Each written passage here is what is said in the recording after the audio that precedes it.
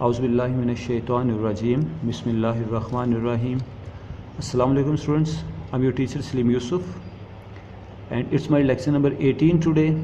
Today we shall discuss modern drama. تو students آج ہم لیکچر نمبر 18 ڈیلیور کر رہے ہیں. ہمارے آج کے لیکچر میں ماڈرن ڈراما کا ٹاپک ڈسکس کیا جائے گا اور اس لیکچر میں میں انشاءاللہ یہ ٹاپک کلوز کروں گا. نیکسٹ لیکچر میں ہم ماڈرن ایج کے ناول کو ڈسکس کرنا چاہیں گے. تو آئیے اللہ کے پاک نام سے آج کا لیکچر شروع کرتے ہیں. آج کے اس لیکچر میں میں ماڈرن ڈراما کا انٹروڈکشن ایک بار پھر سے آپ کے لیے پڑھ رہا ہوں. ویسے تو ہم پہلے اس کو پڑھ چکے ہیں لیکن مقصد یہ ہے کہ آپ کی ریویژن ہو جائے. تو اس کو پڑھتے ہیں جی. After the death of Shakespeare and his contemporaries, drama in England suffered a decline for about 2 centuries. Even Goldsmith and Sheridan in the 18th century couldn't restore drama to the position it enjoyed in the Elizabethan age. کہا گیا کہ William Shakespeare کی وفات کے بعد اگلے 200 سال تک ڈراما ترقی نہ کر پایا. یاد رہے کہ ولیم شیکسپیئر اور کرسٹوفر مارلو یہ دو رائٹرز ایک ہی زمانے میں انگلینڈ میں لکھ رہے تھے, ڈراماس لکھ رہے تھے, اور ان کے زمانے میں انگلش ڈراما, انگلش تھیٹر اپنے عروج پر تھا. ان لوگوں کی وفات کے بعد ڈراما میں بہت زوال آتا ہے. کرسٹوفر مارلو کی وفات پہلے ہوئی تھی, ولیم شیکسپیئر کی وفات بعد میں ہوئی تھی. ان کی وفات کے بعد ڈراما میں زوال آنے کی ایک وجہ تو یہی تھی کہ یہ دو بڑے عظیم الشان رائٹرز دنیا سے چلے گئے. دوسری وجہ یہ تھی کہ وہ پیورٹنزم کا دور تھا اور پیورٹنزم کے حامیوں نے تمام طرح کی انٹرٹینمنٹ پر پابندی عائد کر دی تھی. تھیٹر بین ہو چکا تھا اور کچھ قدرتی طور پر انگلینڈ میں کوئی ایسا شخص پیدا نہ ہوا جو کہ ولیم شیکسپیئر کے سٹیٹس کا ہو ایز اے ڈرامٹسٹ. اس بنا پر ڈراما ترقی نہ کر پایا, ڈراما زوال پذیر رہا اور اگلے 200 سال تک یہ ڈراما ترقی پذیر ہی رہا. اس میں کوئی بہتری نہ ہوئی, کوئی اصلاح نہ ہوئی. Even Goldsmith and Sheridan in the 18th century could not restore drama to the position it enjoyed in Elizabethan age. یہاں تک کہ گولڈسمتھ اور شیریڈن جیسے رائٹرز بھی اس کو اس مقام تک نہ لے جا سکے جس مقام پر یہ ڈراما ایلزبیتھن ایج میں ہوا کرتا تھا. اگرچہ گولڈسمتھ اور شیریڈن اپنے زمانے کے بڑے اعلیٰ رائٹرز تھے مگر وہ ڈراما کو ریسٹور نہ کر سکے. It was revived in the last decade of 19th century by certain dramatists who gave it a respectable place. پھر 19th century میں کچھ ڈرامٹسٹ نے اس کو ایک معزز مقام دیا. The two most important dramatists who took a predominant part in the revival of drama in the last decade of the 19th century. یہاں پر in the revival of drama لفظ ڈراما لکھنے کی ضرورت ہے. were جارج برنارڈ شاء and Oscar Wilde. تو کہا گیا کہ سن 1900 کے آغاز میں اور سن 1800 کے آخری عشرے میں, آخری 10 سالوں میں, یعنی جب وکٹورین ایج کے آخری سال چل رہے تھے, تو ان دو رائٹرز نے, جارج برنارڈ شاء اور آسکر وائلڈ نے ڈراما کو ترقی دی, عروج دیا. 2 important factors were responsible for the revival of drama in 1890s. اب اس کے بعد ہم 1890s پہ آ جاتے ہیں کیونکہ پہلے پیراگراف میں ہم نے ڈراما کی بڑی مختصر سی ہسٹری پڑھی. شیکسپیئر کے زمانے میں اس کو عروج حاصل تھا, پھر زوال آیا, زوال کی 2 ریزنز بتائی گئی. اس کے بعد کہا گیا کہ 19th سینچری میں آسکر وائلڈ اور جارج برنارڈ شاء نے ایک بار پھر سے ڈراما کو ریوائیو کیا, اس کو عصر نو زندہ کیا. 2 important factors were responsible for the revival of drama in 1890s. اب 1890s میں وہ کون سے حالات تھے جس کی بنا پر ڈراما کو ایک بار پھر سے عروج ملا, یہ عصر نو زندہ ہوا؟ وہ 2 factors ہم پڑھتے ہیں. One was the influence of Ibsen who inspired George Bernard Shaw. ایک چیز تھی ہینڈرک ابسن کا اثر جارج برنارڈ شاء پر. To deal with serious social and moral problems in a calm and serene way. calm, serene دونوں لفظوں کا ایک ہی مطلب ہے. calm مطلب پرسکون, serene مطلب پرسکون, سینسیبل ہے, عقل مند انداز میں, serene نہیں. یہاں میں یہ بتاتا چلوں کہ ہینڈرک ابسن ایک نارویجین ڈرامٹسٹ تھا, یعنی ناروے کا رہنے والا ڈرامٹسٹ تھا. وہ بڑا संजीदा मिजाज का ड्रामेटिस्ट था, रियलिज़म अपने ड्रामा में पेश करता था, रियलिटी हकीकत पेश किया करता था। जॉर्ज बर्नर्ड शॉ ने इसको पढ़ा, जॉर्ज उससे मुतासिर हुआ और उसने भी डिसाइड किया कि वो अपने ड्रामास में अपने मुआशरे की रियलिटीज़ को पेश करेगा। हाँ, अलबत्ता दोनों में बड़ा वाज़ेह डिफरेंस है। डिफरेंस क्या है कि हेनरिक इब्सन इंतहाई संजीदा मिजाज का शख्स था, जबकि जॉर्ज बर्नर्ड शॉ अपने अंदाज में मिज़ाहिया था, हल्के फुल्के अंदाज में लिखता था और लोग इसकी तहरीरों को इसीलिए पसंद करते थे क्योंकि इसमें मिज़ाह था। The other factor was cynical atmosphere prevailing at that time, और दूसरा फैक्टर था cynical atmosphere prevailing at that time which allowed Oscar Wilde. उस दौर के कुछ हालात थे जिसकी बिना पर ऑस्कर वाइल्ड को ये जगह मिली, ये मौका मिला to treat the moral assumption of Victorian age with फ्रिवोलिटी, कि विक्टोरियन एज के लोगों ने मॉरलिटी से मुतलिक जो एज्यूम कर रखा था, जो उनका एक खाका था मॉरलिटी का, इखलाकियात का, खोखला खाका, खोखला तसव्वुर, उसका मजाक उड़ाया ऑस्कर वाइल्ड ने, and make fun of the कन्वेंशनलिटी। और जिस तरह से ये लोग रिवायत पसंद बनना चाहते थे, उनका ख्याल था कि वो पुरानी रिवायात के पासदार हैं, उस पर चलते हैं, उस चीज़ का मजाक उड़ाया ऑस्कर वाइल्ड ने। और इस तरह से जॉर्ज बर्नर्ड शॉ ने अपने मुआशरे की करप्शन, बदनज़मी, बेईमानी और बहुत सी चीज़ों को अपने ड्रामा पे पेश किया और मिज़ाहिया अंदाज में, तंज़ वाले अंदाज में पेश किया। ये दो वजूहात थी कि जिसकी बिना पर 1890s में ड्रामा अपने अरूज पर था। इस लेक्चर के आखिर में हम एक ओवरव्यू लेंगे, एक ख़ुलासा पेश करेंगे उन सारी बातों का जो कि हमने पिछले दो लेक्चर्स में पढ़ी हैं ड्रामा से मुतल्लिक, जैसे कि मॉडर्न ड्रामा की कैरेक्टरिस्टिक्स, उसके बाद George Bernard Shaw, Oscar Wilde वगैरह और बाकी सब। लेकिन अभी हम अपने प्रॉपर टॉपिक की तरफ आते हैं। हमने जॉर्ज बर्नर्ड शॉ को डिस्कस किया, ऑस्कर वाइल्ड को डिस्कस किया, जोसेफ कॉनरैड जो कि एक नॉवलिस्ट है, इत्तफाक से भी डिस्कस हो गया था, हेनरी जेम्स भी एक नॉवलिस्ट है, इसको हम नॉवल वाले लेक्चर में डिस्कस करेंगे। आज का हमारा टॉपिक नहीं है, टी.एस. एलियट पे आते हैं जी।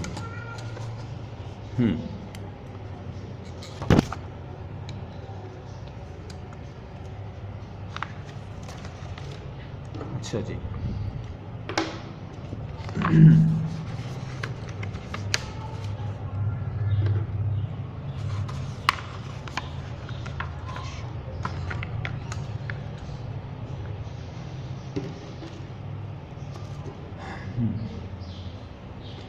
T.S. Eliot, Thomas Stearns Eliot was born in 26 September 1888 in St. Louis, Missouri in the United States. America में पैदा हुए शख्स टी.एस. एलियट अमेरिकन था बाय बर्थ और 1888 इसकी डेट ऑफ बर्थ है। इन पॉइंट्स को याद रखा कीजिए, पेपर में आपके काम आते हैं। Elliott was an advocate of modernism. ये शख्स मॉडर्निज्म को पसंद करता था, इसका वकील था, यानी इसकी वकालत करता था, इसकी हिमायत करता था। वकालत से मुराद ये नहीं कि वो कानूनी तौर पर वकालत करता था, मतलब इसकी हिमायत करता था मॉडर्निज्म की। And was considered one of the 20th century major poets, और इसे 20वीं सदी के बड़े शायरों में से एक ख्याल किया जाता था। He was an essayist, publisher, play writer, literary and social critic.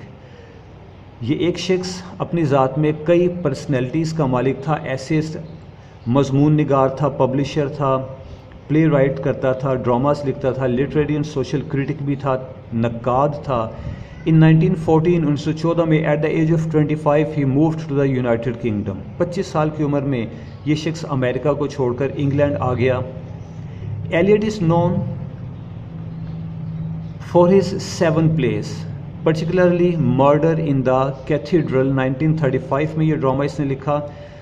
वैसे तो इसके 7 ड्रामास पॉपुलर हैं जिसकी बिना पर ये शख्स एज ए ड्रामेटिस्ट जाना जाता है। हाँ, अलबत्ता कहा गया कि मर्डर इन द कैथीड्रल इसका एक ख़ास ड्रामा है जो इसको बहुत पॉपुलर कर गया। He started his career as a dramatist by writing a pageant play the rock. His second play murder in the church however is a proper play. तो कहा गया कि जो पहला इसका ड्रामा था जो कि एक पेजेंट प्ले था द रॉक, वो इतना पॉपुलर तो ना हुआ, उसमें टेक्निक के हवाले से कुछ फॉल्ट्स थे, technically drama was not proper. लेकिन दूसरा drama murder in the church بہت اچھا تھا، شاہکار تھا، پرفیکٹ تھا ٹیکنیکل پوائنٹ آف ویو سے. His last play the cocktail party was a success and one fame for ہم، اور اس کا آخری ڈرامہ دا کاکٹیل پارٹی بھی بڑا کامیاب رہا. اس ڈرامہ کی بنا پر اس شخص کو بڑی شہرت ملی. Eliot also achieved wide spread attention for his poem the love song of J Alfred Prufrock. جی ہاں، یہ اس کی بڑی پاپولر پوئم ہے. اس پوئم کی بنا پر اس شخص کو بڑی شہرت حاصل ہوئی، بڑی پذیرائی ملی اس نظم کو، which is seen as a master piece of the modernist movement. اور اس نظم کو ماڈرنسٹ موومنٹ کا شاہکار خیال کیا جاتا ہے. ٹی ایس ایلیٹ کو ہم ایز اے پوئٹ پہلے ڈسکس کر چکے ہیں، لہٰذا یہ باتیں آپ کے ذہن میں ہونی چاہیے. ہم اس کو پہلے پڑھ چکے ہیں، اور یہ نظم love song of J Alfred Prufrock, اس کا بھی ذکر ہم پہلے پڑھ چکے ہیں. It was followed by some of the best known poems in the English language. اور یہ انگلش لینگویج کی کچھ بہترین نظموں میں سے ایک تھی. اور وہ بہترین نظم کس طرح سے تھی؟ جیسے کہ ہم نے پڑھا کہ ٹی ایس ایلیٹ اور جو ماڈرن پوئٹس تھے انہوں نے بڑی سادہ زبان استعمال کی تھی. اپنے زمانے کی ڈیمانڈ کے مطابق سادہ زبان استعمال کرتے تھے. وہ لوگ بڑی شاعرانہ اور کلاسیکل قسم کی لینگویج استعمال نہیں کیا کرتے تھے.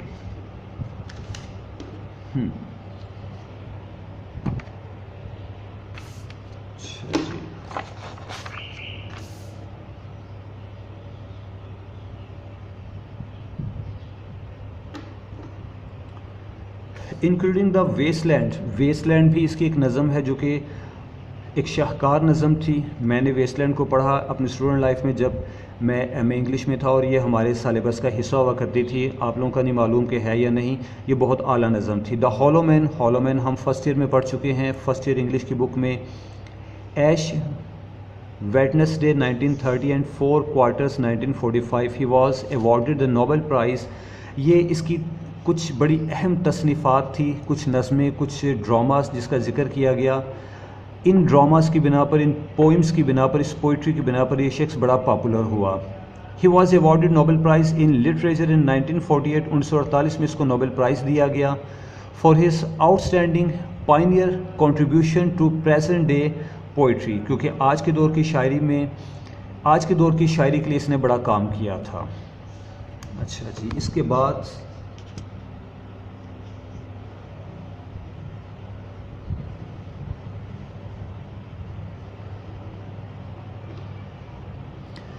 ایلیٹ سے متعلق لاسٹ پیراگراف ہے. Eliot was a traditionalist deeply rooted in classicism as well as an innovator of a new style of poetry. اس پیراگراف میں ہمیں دو متضاد چیزیں پڑھنے کو ملیں گی، ذرا توجہ کیجیے گا. ایلیٹ کو ہم پہلے بھی پڑھ چکے ہیں پوئٹری والے لیکچر میں، آج اسے دوبارہ پڑھ رہے ہیں. کہا گیا کہ یہ شخص کلاسیسزم کو بڑا پسند کرتا تھا، کلاسیسزم کا مداح تھا، لیکن اس کے ساتھ ہی ساتھ انوویٹر آف نیو اسٹائل تھا، شاعری میں نئے اسٹائل کو ماننے والا. According to Hulme classicism means a sort of training for order poise and fight reason. According to Hulme classicism means a sort of training. اس کے خیال میں کلاسکس تو ایک طرح کی ٹریننگ تھی، تعلیم تھی رائٹرز کے لیے فار آرڈر. اگر وہ اپنی رائٹنگز میں نظم و ضبط لانا چاہتے ہیں، اس کو پوائز کرنا چاہتے ہیں، اینڈ فائٹ ریزن، اور اگر وہ اپنی اس فیلڈ میں جد و جہد کرنا چاہتے ہیں، as a writer, as a poet, fighter بننا چاہتے ہیں، تو ان کو کلاسکس کو اسٹڈی کرنا چاہیے. But it is surprising that despite being a professed lover of classicism he revolted against traditional style of writing poetry. اس سب کچھ کے باوجود اس نے پوئٹری کے لیے، شاعری کے لیے پرانے انداز کو، کلاسیکل سٹائل کو نہ صرف رد کیا، اس کے خلاف احتجاج کیا، بلکہ اس نے خود نیا انداز اپنا کر ایک ثبوت پیش کیا کہ جدید دور کے تقاضوں کے مطابق جدید انداز ہی مناسب تھا. He was of the opinion that the language which had been used for poetry in the past was unfit for modern demands. He advocated that the language used by the modern poets should be different from the language of the past poets because modern life is dominated by science and technology and is therefore different from the past ages. یہ اس کا نظریہ تھا، اس کا theme تھا کہ جناب جدید دور کی پوئٹری کی لینگویج جدید دور کے ڈیمانڈز کے مطابق ہونی چاہیے، کیونکہ کلاسیکل لینگویج اس زمانے کی ڈیمانڈز کے مطابق، ان کے حالات کے مطابق ٹھیک تھی۔ آج کا دور سائنس اور ٹیکنالوجی کا دور ہے، ترقی کا دور ہے۔ آج کے اس دور میں نئی طرح کی زبان استعمال ہونی چاہیے، سادہ عام فہم الفاظ استعمال ہونے چاہیے۔ اس شخص ٹی ایس ایلیٹ نے نہ صرف اس نظریہ کی تبلیغ کی بلکہ اس پر عمل کر کے دکھایا۔ تو یہ اہمیت تھی جی ٹی ایس ایلیٹ کی، جسے ہم نے ایز اے پوئٹ بھی اسٹڈی کیا، ایز اے ڈرامٹسٹ بھی اسٹڈی کیا، نوبل پرائز ونر تھا۔ اس کے بعد ہم ڈی ایچ لارنس کو پڑھیں گے۔ ڈی ایچ لارنس بھی شاید ہم پہلے کبھی پڑھ چکے ہیں۔ David Herbert Lawrence was born in 1885 in East Woods Nottinghamshire. یہ شخص انگلش تھا، انگلینڈ کا رہنے والا تھا۔ After attending Beauvale board school he won a scholarship to Nottingham high school. On leaving school in 1901 he was employed for a short time as a clerk at the Nottingham firm. In 1908 he took up a teaching post at the Davison School. Okay, یہ اس کی life history ہے۔ اس نے تعلیم مکمل کی، پھر کوئی ملازمت کی۔ ہم اس پہ زیادہ تفصیل میں نہیں جاتے، ہمارا فوکس ہے D H Lawrence as a writer, as a dramatist. In early 1912, after a period of serious illness, Lawrence left his teaching post at Croydon to return to Nottinghamshire shortly afterwards, eloping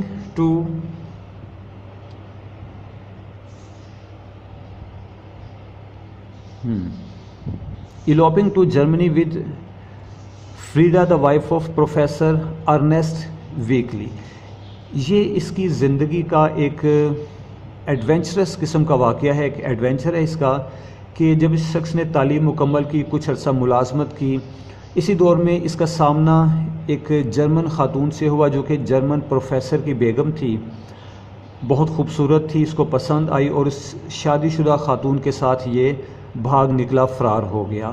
they returned to England in 1914۔ ہاں، لیکن یہ ہے کہ بعد میں D H Lawrence نے اس خاتون کے ساتھ شادی کر لی تھی اور پھر اپنی وفات تک اس کے ساتھ رہا۔ ان کی شادی کامیاب رہی۔ اچھا، they returned to England in 1914 prior to the outbreak of war and were married at Kensington register office on 14 July. ٹھیک ہے جی، انہوں نے واپس آ کر شادی بھی کی۔ Confined to England during the war years. پھر 1914 میں جب فرسٹ ورلڈ وار شروع ہوتی ہے اور یہ جنگ 4 سال جاری رہی، یہ شخص انگلینڈ میں پھنس کر رہ گیا، اب یہ سفر نہیں کر سکتا تھا، ملک سے باہر نہیں جا سکتا تھا۔ The Lawrence spend much of this time at Tregerthen in کارن وال۔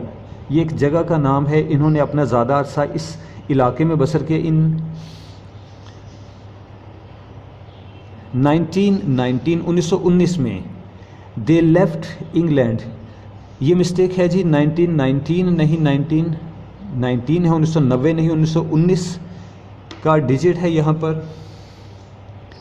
دے لیفٹ انگلینڈ ونس مور۔ انہوں نے ایک بار پھر سے انگلینڈ چھوڑ دیا with a view of extensive travelling, اس مقصد کے ساتھ کہ وہ بڑے پیمانے پر سیر کریں گے، دنیا میں سفر کریں گے۔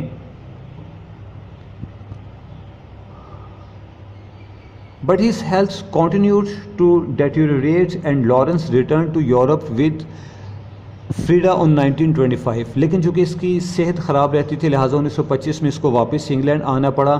During his last years, Lawrence spent much of his time in Italy making only brief visits to England. آخری عرصہ اس نے اٹلی میں گزارا، the last in 1926، اور آخری مرتبہ 1926 میں یہ انگلینڈ آیا۔ He died on 2 March 1930 at Vence in the south of France. Vence میں اس کی وفات ہوئی 1930 میں۔ تو ان ڈیٹس کو یاد رکھیے گا، اس کی ڈیٹ آف ڈیتھ 1930 ہے، اس کی ڈیٹ آف برتھ 1885 تھی، اور اپنی زندگی میں زیادہ تر یہ بیمار رہا۔ ایک اس کی ایلوپمنٹ یعنی کسی کی بیوی کے ساتھ بھاگ جانا، پھر اس کے ساتھ شادی کرنا، یہ اس کی زندگی کے کچھ واقعات تھے۔ اس کے بعد ہم پڑھتے ہیں، اس کو ایز اے رائٹر پڑھیں گے، اس کی زندگی کے حالات و واقعات دیکھنے کے بعد۔ David Herbert Lawrence was one of the most versatile and influential writers in 20th century. یہ شخص بڑا بااثر رائٹر تھا اور ورسٹائل تھا. ورسٹائل کیا تھا وہ ہم اگلی سنٹینس میں پڑھتے ہیں. Best known for his novels, Lawrence was also an accomplished poet, short story writer, essayist, critic and travel writer.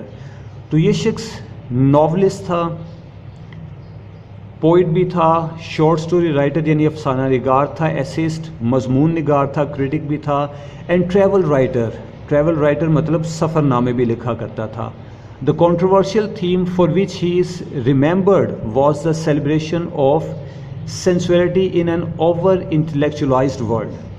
اور اس سے متعلق کنٹروورسی, اختلاف کیا تھا کہ یہ ایک اوور انٹلیکچولائزڈ ورلڈ میں رہتے ہوئے, ایک مہذب دنیا میں رہتے ہوئے سینسویلٹی کی اور سیکس کی بات کرتا تھا. اس کی تحریروں میں سینسویلٹی اور سیکس کا ذکر بہت ہے. اسی وجہ سے بڑے عرصے تک یہ شخص بین رہا, اس کی تحریروں پر پابندی تھی.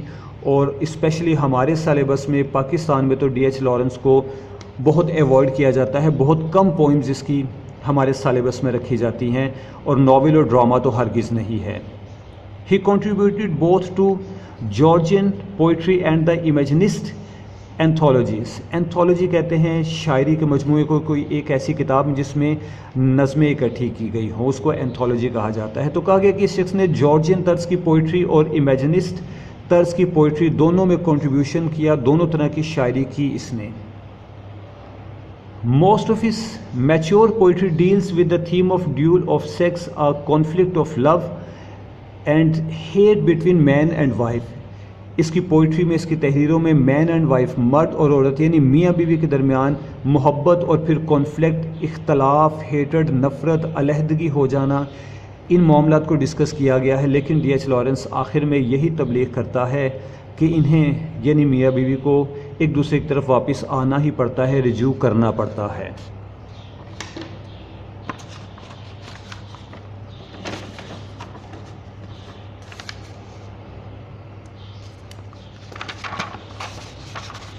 جی ڈی ایچ لارنس کلوز ہو رہا ہے.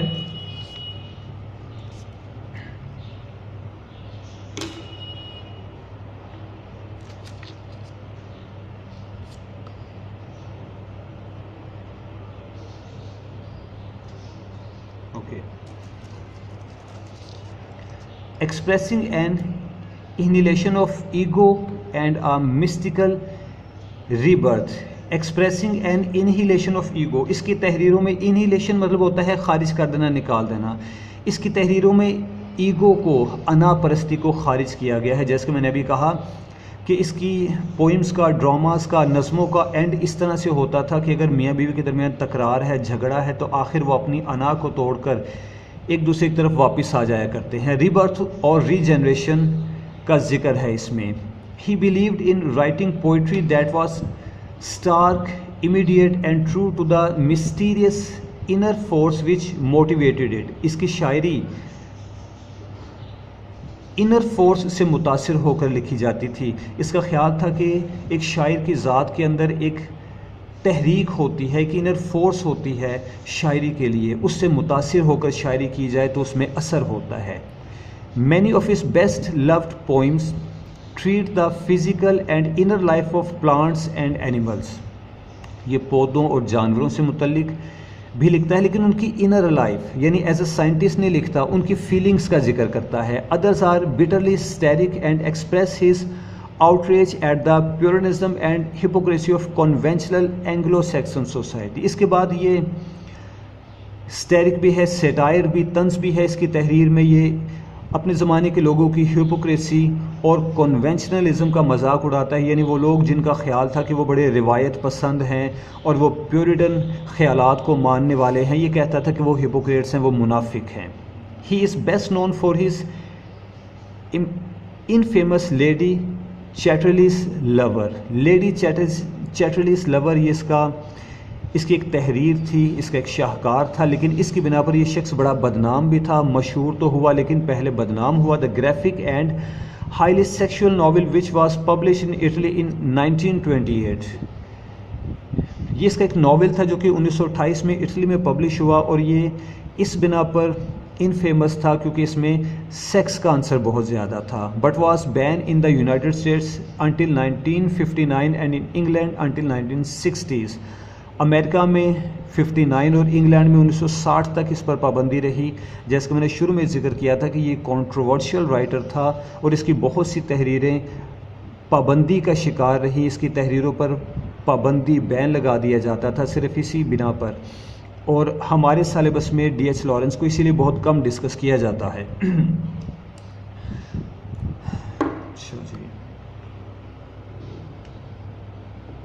اوکے, لاسٹ 2 لائن سے ذرا فوکس کلیئر کر لیا جائے. D H Lawrence as a dramatist won posthumous ہیومرس فیم. اس کو ایز اے ڈرامٹسٹ بڑی شہرت ملی. اور پوسٹ ہیومرس فیم کا مطلب ہوتا ہے مر جانے کے بعد والی شہرت, یعنی جب تک یہ زندہ تھا اس کو as a poet, as a novelist جانا جاتا تھا.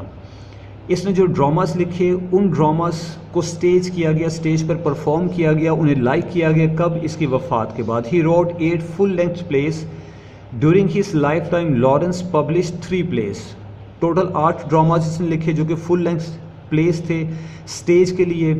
ان میں سے 3 اس کی زندگی میں اسٹیج پر پرفارم کروائے گئے. دا ویڈوئنگ آف مسز ہالرائڈ 1914 میں, touch and go 1920 and David 1926. یہ 3 ڈراماز تھے جو کہ اس کی زندگی میں ہی اسٹیج پر پرفارم کیے گئے تھے. اس کے علاوہ باقی ڈراماز کو اسٹیج پر پرفارم نہیں کیا گیا, کم از کم اس کی زندگی میں نہیں کیا گیا. تو یہ ایک طرح سے اس کی زندگی کی ایک ٹریجڈی ہے, ایک المیہ ہے کہ اسے اپنی زندگی میں لائف ٹائم میں ایز اے ڈرامٹسٹ شہرت نہ ملی. ہاں البتہ as a poet, as a novelist یہ بڑا پاپولر رہا. اس کے بعد اسٹوڈنٹس ہم اس لیکچر کا ایک خلاصہ آپ کے سامنے بیان کرتے ہیں اور پھر ٹائم کی مناسبت سے اپنے اگلے لیکچر کی طرف, اپنے اگلے ٹاپک کی طرف آ جائیں گے. آج ہمارے لیکچر نمبر 18 چل رہا ہے. اس میں ہم نے ماڈرن ڈرامہ کو ڈسکس کیا اور لیکچر نمبر 17, 18 2 لیکچرز میں کل ملا کر ہم نے ماڈرن ڈرامہ کو ڈسکس کیا. ڈرامہ کی تاریخ کو تھوڑا سا پڑھا. پھر ہم نے یہ پڑھا کہ 1890 کے بعد جارج برنارڈ شاء اور آسکر وائلڈ ان 2 لوگوں نے ڈرامہ کو اثر نو زندہ کیا. پھر ہم نے ماڈرن ڈرامہ کی کچھ کیریکٹرسٹکس, کچھ کوالٹیز پڑھی جس میں ریئلزم شامل تھی. ریئلزم, پلے آف آئیڈیاز اس میں شامل تھا. یہ اس کی کیریکٹرسٹکس تھی. پلے آف آئیڈیاز کے بعد ہم نے پڑھا کہ ماڈرن ایج میں کامیڈی آف مینرز ڈرامہ کی ایک قسم, ایک صنف تھی. پھر آئرش موومنٹ نے اپنی جگہ بنائی ڈرامہ میں. امپریشنزم بھی آیا, ایکسپریشنزم, پھر پوئٹک ڈرامہ.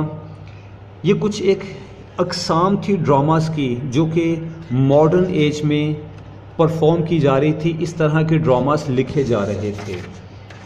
اس کے بعد ہم نے ماڈرن ایج کے کچھ موسٹ پاپولر ڈرامٹسٹ کو پڑھنا شروع کیا جو کہ نوبل پرائز ونر تھے, نوبل انعام یافتہ تھے. انہیں آسکر بھی ملا تھا جس میں سب سے پہلے سرفہرست جارج برنارڈ شاء ہے. اس کو بڑی تفصیل سے پڑھا ہم نے. بتایا گیا کہ وہ آئرش تھا. اس کے بعد آسکر وائلڈ کو ہم نے پڑھا. آسکر وائلڈ بھی ایک آئرش تھا اور ان دونوں نے انگلش ڈرامہ کی بڑی خدمت کی. ان کی زندگی میں ان کی تحریروں کی بنا پر انگلش ڈرامہ کو بڑا عروج ملا, بڑی ترقی ملی. اور ان دونوں نے اپنے معاشرے کی حقیقتوں پر, ریئلٹیز پر روشنی ڈالی. ان دونوں کا سٹائل ذرا سینیکل تھا, تیکھا, طنز والا سٹائل تھا ان کا. جارج برنارڈ شاء تو خاص طور پر اس کی بنا پر عوام میں بڑا پسند کیا جاتا تھا. آسکر وائلڈ کے بعد ہنری جیمز ہمارے کام کا نہیں. ہاں جی, ٹی ایس ایلیٹ ہم نے پڑھا. ٹی ایس ایلیٹ کو ہم نے پڑھا کہ جناب یہ ایک امریکن رائٹر تھا. 1888 میں اس کی پیدائش ہوئی امریکہ میں. اس کے بعد یہ انگلینڈ میں آ گیا. اس نے اپنی زندگی کا بڑا حصہ انگلینڈ میں بسر کیا. As a poet, dramatist, as a critic, ہر انداز میں اس نے بڑی شہرت پائی. اور اس کی اسپیشلٹی کیا تھی کہ یہ شخص کلاسکس کو بڑا پسند کرتا تھا, کلاسیسزم کو بڑا پسند کرتا تھا, لیکن اس کے باوجود اس نے ماڈرن لینگویج کو پوئٹری کے لیے اپنایا تھا. اس کے بعد ڈی ایچ لارنس کی باری آتی ہے. D.H. लॉरेंस, जिसे हम 2 से 3 मरतबा पढ़ चुके हैं, एज ए पोइट भी हमने इसको डिस्कस किया है, आज एज ए ड्रामेटिस्ट डिस्कस कर रहे हैं इसको डिस्कस किया हमने। 1885 में इसकी पैदाइश हुई और इसकी ज़िंदगी में एक इलॉपमेंट है, किसी की बीवी के साथ ये भाग निकला, फिर उसके साथ शादी कर ली। हाँ, अलबत्ता ये शादी कामयाब रही, देर तक चली। अपनी पोइट्री और नॉवेल्स की बिना पर ये पॉपुलर था, ड्रामाज इसने लिखे, लेकिन इसकी वफ़ात के बाद एज ए ड्रामेटिस्ट इसको पजीराई मिली। इसकी ज़िंदगी में इसके ड्रामाज इसके लिए वजह शोहरत ना बन सके, और यह है कि इसकी तहरीरों में सेक्स का आंसर और कॉन्फ्लिक्ट, मियाँ बीवी के दरमियान झगड़ा, तज़ाद बहुत पाया जाता है, और इसी बिना पर इसकी तहरीरें बड़े अरसे तक बैन भी रही, इन पर पाबंदी रही। तो स्टूडेंट्स, आज के इस लेक्चर में हमने मॉडर्न ड्रामा को कंप्लीट किया है, लेकिन चूँकि अभी लेक्चर का टाइम बाकी है तो कहीं मत जाइएगा। आज हम नेक्स्ट टॉपिक को एक टच देंगे, तफसील से नहीं पढ़ेंगे लेकिन थोड़ा सा ज़रूर पढ़ेंगे।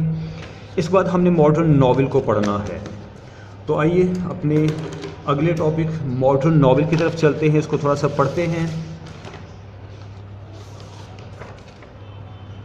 जी स्टूडेंट्स, मॉडर्न नॉवेल, और इसको पढ़ने से पहले मैं थोड़ा सा आपको बयान कर दूं। हाँ जी, मैं बयान करना चाहूँगा मॉडर्न नॉवेल को पढ़ने से पहले कि आप तक जो भी लेक्चर्स पहुँच रहे हैं, आप तक आजकल जो भी लेक्चर्स पहुंच रहे हैं, काइंडली इनको बड़ी तवज्जो से पढ़ें, इनको अपने पास महफूज रखिएगा। जैसे ही ये मॉडर्न नॉवेल का टॉपिक मेरे पास ख़त्म होता है तो इंशाल्लाह मैं ये सारे नोट्स आपको व्हाट्सएप कर दूंगा। हर लेक्चर में ये कह रहा हूँ, लेकिन टाइम नहीं मिल पा रहा, टाइम की कमी की बिना पर मैं ये काम नहीं कर पा रहा। लेकिन जैसे ही मॉडर्न नॉवेल का टॉपिक हमारा ख़त्म होता है, 2 लेक्चर्स में इंशाल्लाह ख़त्म हो जाएगा, तो आपको तमाम तर ये नोट्स व्हाट्सएप कर दिए जाएंगे। इसको संभाल के रखिएगा, इसकी हार्ड कॉपी भी ले लीजिएगा, ख़ुद से अरेंज करना है आपने, मैं तो सिर्फ सॉफ्ट कॉपी आपको सेंड करूँगा। इसको तफसील से पढ़ें, मेरे लेक्चर्स को बार बार सुनें, बहुत सी चीज़ें आपको अज़ खुद याद हो जाएंगी। और अगर आप सुन लेते हैं इन लेक्चर्स को तवज्जो से सुन लेते हैं, इनके नोट्स अपने पास रखते हैं और पेपर से पहले इसको एक बार फिर से स्टडी कर लेंगे, तो आपके लिए पेपर का पढ़ना आसान हो जाएगा। वैसे भी हिस्ट्री एक रूखा फीका सब्जेक्ट है, इसको याद रखना बड़ा मुश्किल है, याद करना तो वैसे ही हिमाकत है, इसको याद रखना ज़रा मुश्किल है। तो इसको याद रखने के लिए ज़रूरी है कि आप इससे इन टच रहें, और उसका यही तरीका है जो कि मैंने आपको बता दिया। इसको पढ़ा करें, मेरे लेक्चर्स को सुना करें, और इसको नोट्स के तौर पर अपने पास महफूज रखें, क्योंकि आपको ये जो लेक्चर्स डिलीवर की जा रही हैं, इनसे मुतल्लिक एक वाज़ेह इंस्ट्रक्शन ये है कि लेक्चर्स डिलीवर करने का मकसद है आपको फ़ाइनल एग्ज़ाम्स के लिए तैयार करना। आपके फ़ाइनल एग्ज़ाम्स होने हैं और वो सितंबर में इंशाल्लाह होंगे। ठीक है जी, ये एक पैगाम था आपके लिए, ये मेरी तरफ से भी है, ये मैनेजमेंट की तरफ से भी था पैगाम कि अपने स्टूडेंट्स को मोटिवेट किया जाए लेक्चर्स अटेंड करने के लिए। सो मैंने कर दिया, आगे आपकी मर्ज़ी है। जी, मॉडर्न नॉवेल को पढ़ने से पहले मैं मुख्तसर आपको बता देता हूँ, हमने सिर्फ मुतल्लिक नॉवेल से मुतल्लिक पहले भी पढ़ा हुआ है कि वैसे तो नॉवेल की सिन्फ काफ़ी पुरानी है, लेकिन विक्टोरियन एज में नॉवेल को ख़ास तौर पर पजीराई मिली, नॉवेल बड़ा पॉपुलर हुआ और लिटरेचर में ये सबसे ऊपर था, सर फहरिस्त था अवाम की पसंदीदगी के हवाले से। अवाम मॉडर्न नॉवेल को पढ़ना पसंद करते थे। उसकी कुछ रीज़न्स ये थी कि सबसे पहले विक्टोरियन एज में मिडिल क्लास, अवाम में एक तबका पैदा हो गया था जिसको मिडिल क्लास कहते हैं। और वो मिडिल क्लास क्या थी, वो ना तो बहुत अमीर थे ना बहुत गरीब थे, वो फाइनेंशली दरमियाने दर्जे के लोग थे। उनकी ज़रूरियात आसानी से पूरी होती थी, यानी उनको पैसा कमाने के लिए एड़ियाँ नहीं रगड़ना पड़ती थी, दिन रात मेहनत नहीं करनी पड़ती थी, और रीज़नेबल कमा लेते थे। लिहाजा उनके पास बड़ा वाफर टाइम होता था, वक्त गुजारने के लिए वो नॉवेल्स पढ़ लिया करते थे। दूसरी वजह ये थी कि उस दौर में चूँकि इंग्लैंड एक कॉलोनियल पावर था, इंग्लैंड ने कमोबेश आधी दुनिया पर कब्ज़ा जमा रखा था, तो जहाँ जहाँ इंग्लैंड की हुकूमत थी वहाँ वहाँ इंग्लिश पढ़ी जाती थी, बोली जाती थी, सीखी और सिखाई जाती थी। लिहाजा नॉवेल हर उस जगह पर पहुँचा जहाँ पर इंग्लिश इस्तेमाल की जाती थी एज ए लैंग्वेज। اس کی ایک اور بڑی ریزن یہ تھی کہ اس زمانے میں پبلشنگ یعنی چھپائی کا فن بڑا عام ہو چکا تھا، سستا بھی تھا، بڑے پیمانے پر کتابیں شائع کی جاتی تھی، ان کی چھپائی ہوتی تھی اور یہ کتابیں دور دراز کے علاقوں تک پہنچتی تھی۔ اسی طرح سے ناولز بھی دور دراز کے علاقوں تک جاتے تھے، اور انگلش ناول پڑھنے والوں کا حلقہ بڑھتا جا رہا تھا، طویل ہوتا جا رہا تھا۔ یہ کچھ ایک ریزنز تھی۔ اس کے بعد سب سے بڑی ریزن یہ تھی کہ اس دور کے ناولسٹ نے، جس کو ہم ماڈرن ناول کہیں گے، وکٹورین ایج کی پہلے میں بات کر رہا ہوں، ماڈرن ناول کو بھی میں ٹچ نہیں کر رہا، میں صرف ناول کی پاپولیرٹی کی بات کر رہا ہوں، کیونکہ وکٹورین ایج سے آگے ایک چین چلتی ہے، ایک سیکوینس ہے ناول کی پاپولیرٹی کا۔ تو وکٹورین ایج میں جو رائٹرز ناول لکھ رہے تھے، انہوں نے افسانوی ٹاپکس نہیں لیے، جنوں پریوں کی کہانیاں نہیں بیان کی، بلکہ وہ تو اپنے معاشرے کی حقیقتوں کا ذکر کیا کرتے تھے، اپنے ارد گرد کے حالات، اپنے معاشرے کی پریشانیاں، الجھنیں، ان سب کا ذکر کیا کرتے تھے یہ لوگ۔ انہوں نے اپنے ارد گرد انسانیت کی جو تذلیل دیکھی، انسانی حقوق کی جو پامالی دیکھی، جو کرپشن، جو بد اخلاقی انہیں نظر آئی، اس سب کچھ کو وہ اپنے ناول کا عنوان بناتے تھے، اس ٹاپک پر وہ لکھتے تھے، لہٰذا ان کے ناول کو پسند کیا جاتا تھا، کیونکہ پڑھنے والا ہر دوسرا شخص یہ محسوس کرتا تھا کہ ارے یہ تو میری کہانی ہے، ارے یہ تو مجھ پر بیتی ہوئی ہے، لہٰذا ہر شخص ناول کو یوں پڑھتا تھا گویا کہ وہ آپ بیتی پڑھ رہا ہو، لہٰذا ناول بڑا پاپولر رہا وکٹورین ایج میں۔ اور اس کے بعد ماڈرن ایج میں ناول میں تھوڑی بہت تبدیلی آئی، اس کے سٹائل میں، رائٹنگ سٹائل میں، اس کے تھیمز میں، لیکن اس کی پاپولیرٹی بہرحال قائم تھی۔ تو ڈیئر اسٹوڈنٹس، آج کا لیکچر ہم یہاں کلوز کرتے ہیں۔ ماڈرن ناول کا بیک گراؤنڈ میں نے آپ کو سمجھا دیا کہ ناول کا آغاز، پھر اس کی پاپولیرٹی کی ریزنز کیا تھی۔ اگلے لیکچر میں ہم انشاءاللہ ماڈرن ناول کو بڑی تفصیل سے پڑھیں گے۔ تب تک کے لیے اجازت دیجیے، اللہ حافظ۔